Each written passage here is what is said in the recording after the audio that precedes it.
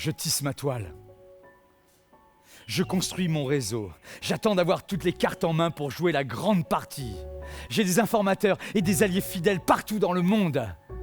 Tous ceux qui travaillent pour moi m'obéissent sur un signe. L'argent et les contacts, Faria.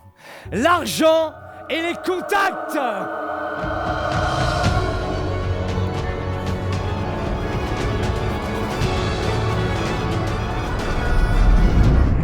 Mon imaginaire se développe toujours dans un sens cinématographique. Ces images sont écrites dans mon adaptation, au même titre que des dialogues, qu'une narration, on va dire, littéraire.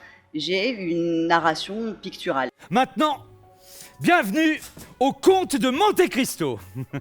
Bienvenue dans un monde où les hommes se font tant de mal les uns les autres et que le Dieu vengeur me cède sa place pour punir les traîtres. Je ne pourrais pas créer les images que je crée s'il n'y avait pas Gaël qui amène sa dramaturgie, qui amène sa compréhension du texte, qui amène aussi sa vision à elle de l'objet artistique. Cette connivence qu'il y a entre nous deux nous permet vraiment de passer du mot à l'image de façon très très fluide et très cohérente et très sensible aussi.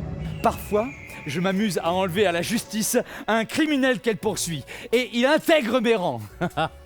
Et puis, j'ai ma justice bien à moi, haute et basse, qui condamne ou qui gracie selon mon propre intérêt.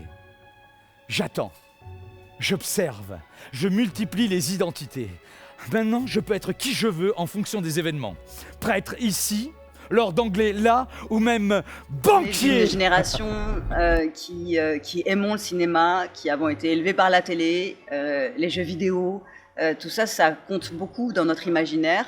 À mon avis, le spectateur voyage en 1h30 dans à peu près, je sais pas, quelque chose comme une vingtaine de tableaux à peu près, tous plus oniriques les uns que les autres, puisqu'il n'y a rien de réaliste là-dedans, bien sûr.